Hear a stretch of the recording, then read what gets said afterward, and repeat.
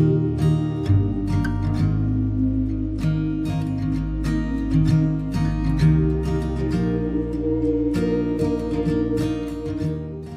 to RPG Tea Time. Please, have a seat. All right. Roll for initiative.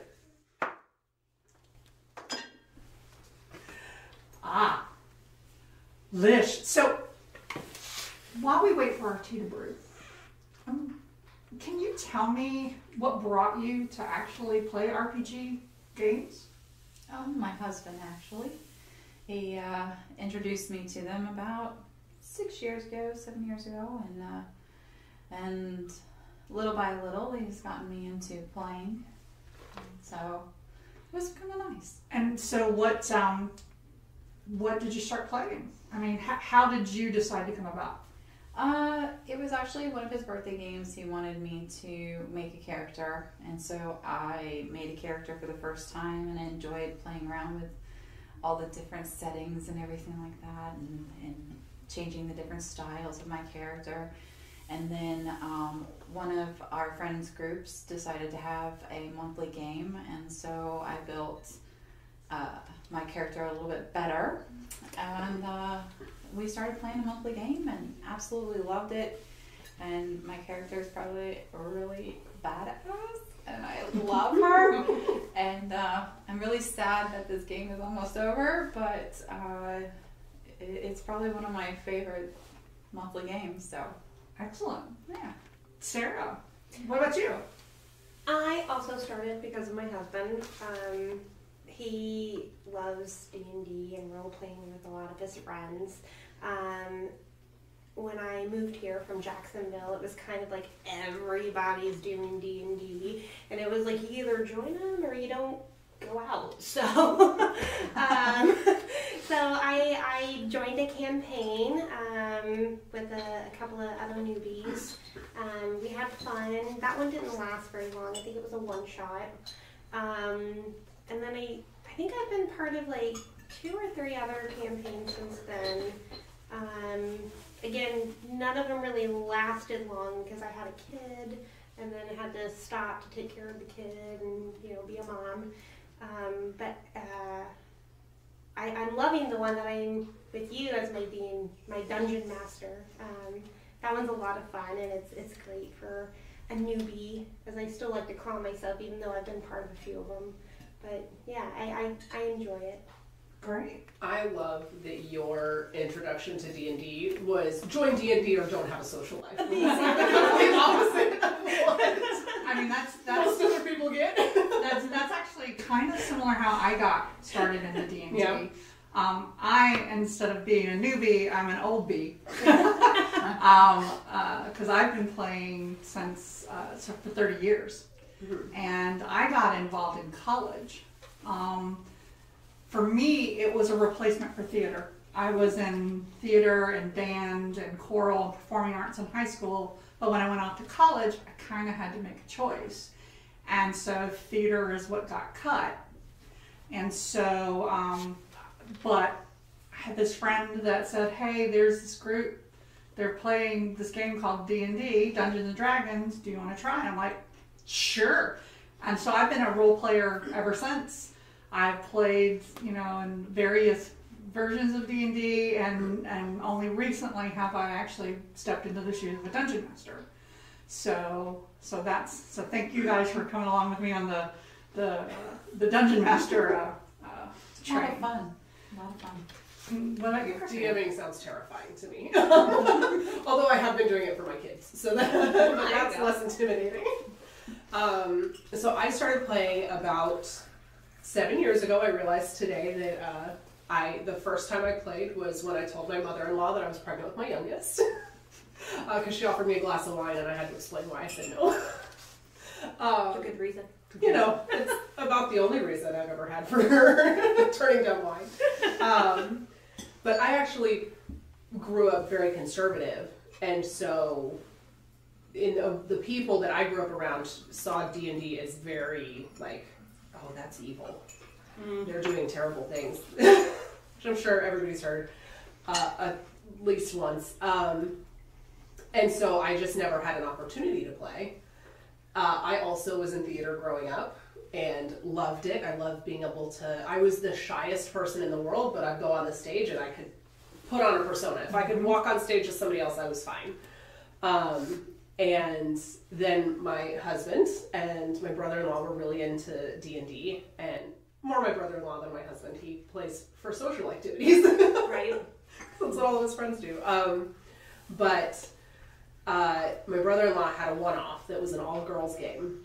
And so I was like, all right, let's give this a shot. And I played a cleric who their first action was to go take a roll in the hay. They met an NPC and they went for a roll in the hay and missed the first battle. And I just fell in love with it then and there because I could do whatever I wanted and, you know, have fun with it and do things that were frowned upon in my upbringing. And of course I've come a long way since then, but it's fun. Right, and I've had a female friend who started playing D&D when she, when it came out. Mm-hmm. Like, she's a little older than I am. And if you know anything about California, Orange County, California is considered the South. Like, if you think about it, it's the South in California. And so she ran into the whole, religious aspect, the demon aspect, and really, had to fight against that within the culture. And so that's a little bit, sometimes that holds people back, right? Yeah. Now, I want, what RPGs have you played? What systems have you played, or what's a system that you might want to play? I haven't really thought of any that I want to play. I have played D&D, 5e specifically. I've been spoiled because I've gotten to finish a whole campaign, which I hear is unheard of. I never have. D&D. But then I found Starport, which it's an RPG game for kids that simplifies the character sheet. It uses 1d20, so it's very easy for little kids. And I started playing that with the kids a few years ago, so they were 4 and 5 when we started playing. Cute. I love that you're getting your kids into it. Oh my god, they love it. My oldest especially loves getting to be a character and be creative. The things they can come up with, they are more creative than any adult I've ever met. They do things that I'm like, yeah, we can. That's the other thing I like DMing for the kids. Sure. Because I'm like, oh, we're just making it up as we go. And they're like, well, can I do this crazy thing where we teleport from here to there and then we do that? And I'm like, yeah, sure. Roll for it. Let's see how it goes. And so it's a lot of fun. There's no pressure. Well, Yulish. Honestly, it's being able to be creative. And so, like you said, with the kids and their creative minds and stuff, and going through work and day-to-day lives, sometimes you miss that, being creative. Mm-hmm. And so that's the one thing that I noticed with my husband, and how creative he is, and the stories that he comes up with and things like that. It was really interesting. And then we got to play that in the game, and then the one that we're doing for the other monthly game that I'm playing, being in this fantasy world and, being able to do certain things you just don't do on your normal basis. It's fun to kind of get out of that normal day-to-day life. It's one thing as adults that we don't get to do very often is play. Mm-hmm. Right. Just play. I mean, we could play video games, we can play board games, but there's something about RPG that you can, role-playing games that you can just play with it. You can be something else. You can, for instance, I'm going to be honest, I cannot stand mushrooms. But you know what? I had a character that loved them, right? And so I got to kind of be something that I actually would never experience. Sure. Mm-hmm. Right. What about you, Sarah? I played 5e, right? I'm still learning the names. That's what we're in now. And Pathfinder. I've also played RPG video games. So Fable, Kingdom Hearts is one of my favorite. Because I'm a big Disney fan. Mm-hmm. So I really love playing video games and being that Fable being one of my favorites because you can Mine too. choose like, are you a bad guy? Are you a good guy? And like, I feel like that kind of is part of what makes me love D&D, because it reminds me of Fable. Like, do you want to be chaotic evil, or do you want to be good, or like, what do you want to do? Like, you have these choices. It's like the Goosebump books, you know, like you get to choose your path on this page. If you choose this, turn to page 5. The choose your own adventure. Yeah, the choose your own adventure one. So I really, it reminds me of the Goosebump books or a Fable. You know, you get to choose what you want to do and the adventure, and you kind of, like you said, make it up as you go. You can do anything. I've seen so many like memes that are like, oh yeah, I want to do this, but then you roll a 1, so you caress the troll instead of defeating him. Like, But sometimes those failures are so good for your character. Exactly. And you know, I'm not going to sit here and name all of the I was gonna say, you've played a role-playing lot. systems that I've played. Sure, I'm sure. But I'll name a few. D&D versions, AD&D 4th edition, 5th edition, Pathfinder 1st edition. And then I've played Firefly, which I would love to play again. oh no, what is that about? It's about the Firefly world. It's set in, you know, Oh, I would Firefly. totally be interested. I did it at a Yeah. I did it at a convention. Loved it. And then I went to play Deadlands, which I haven't played yet. And then I've also played Rifts and Palladium and you name it. But Rifts, I will only play on one condition, because I actually am a fantasy role player. I don't tend to like science fiction or modern. But Rifts has a character class called the Crazy Hero. And so I get to play a multiple personality. And I love playing a multiple personality. So that's my one Do you requirement. roll to determine which personality is Oh, going to that's- come out at one that would moment? be fun. Well, yeah, there's triggers, just like a normal, multiple personality. But you Awesome. roll them randomly to begin with of what comes out. And some know about each other, and some don't. And it's really fun to play that. Well, we'll get into it in a later episode because I got some funny stories about that. But I think it's just it's an opportunity to, I don't know. It's group storytelling. That's another thing about it I love. I love that it's not about winning or losing. It's telling a story and talking about your experience as a character. I base, like, when you go to level and I need to, like in Pathfinder, I have to add points to a skill I've used. I always go, well, what did I use? What have I used? Did I use history all the time? So I'm going to put a point in history. I like it to affect the growth of my character. Like in the game that we played, I suddenly had to learn how to drive a magic wagon. I don't know how to drive land vehicles, but it was a circumstance, and so I ended up learning how to drive land vehicles because of it. Yeah. So I like that expression. Yeah, it's a lot of fun. I will say one of the things I've enjoyed that's helped introduce me. So I've been playing for several years now, but I have only really played, because I also have children and my time is limited. I've only really played D&D 5e. I understand. And then of course Starport with my kids, which is very open to whatever. So I think I find learning another system intimidating, because I feel like I'm just getting into all of the rule structures and what I can and can't do. And in our first campaign I played a rogue, and so I learned all the rogue things very well. I finally stopped having to be reminded to use my sneak attack about 2 years in.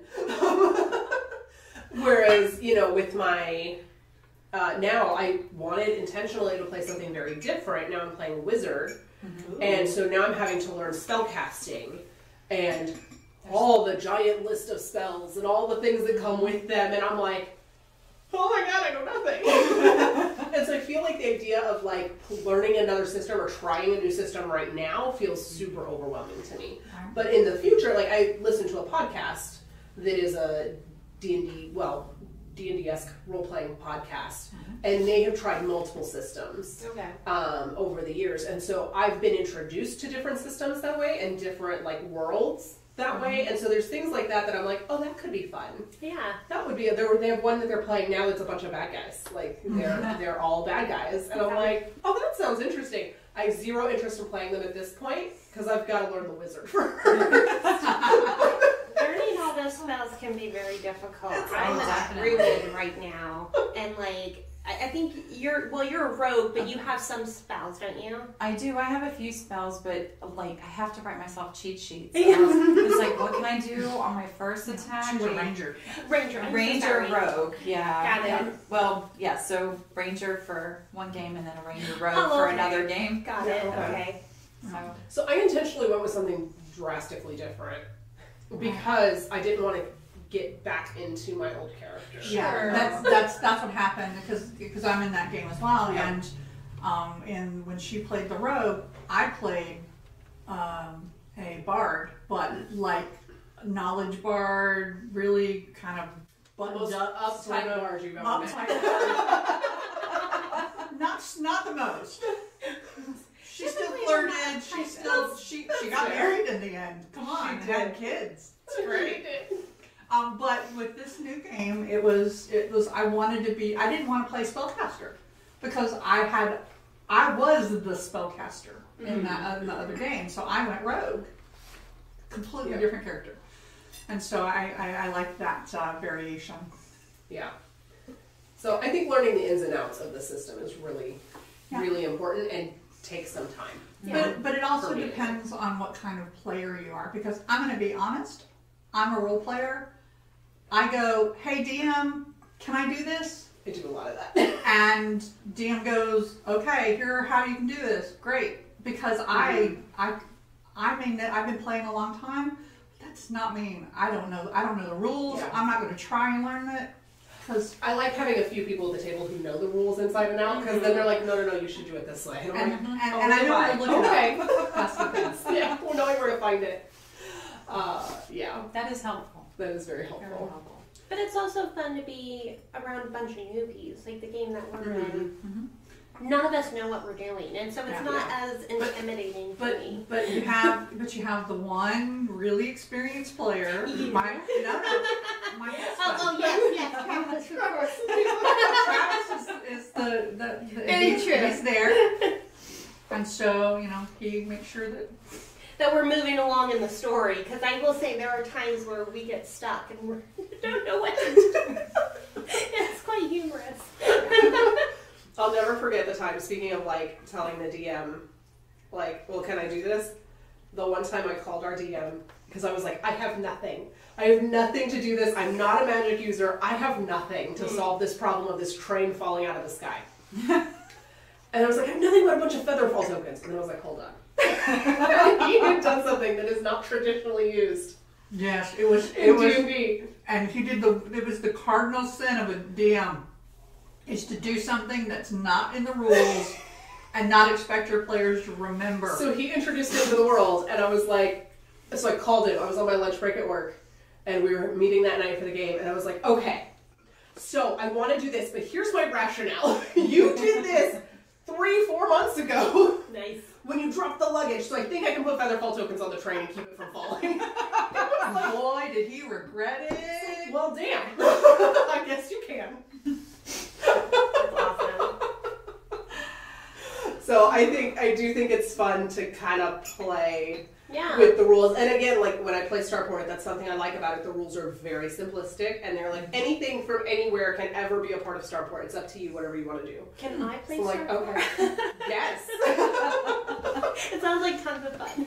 Help you keep the kids on track. That would be great. I like what you said about being different characters, like being something completely opposite from what you normally would be. Because my first game, I was a barbarian, and that is very much, I may not look it, but that is very much me. I am headstrong, I am like aggressive sometimes, and so barbarian just fit.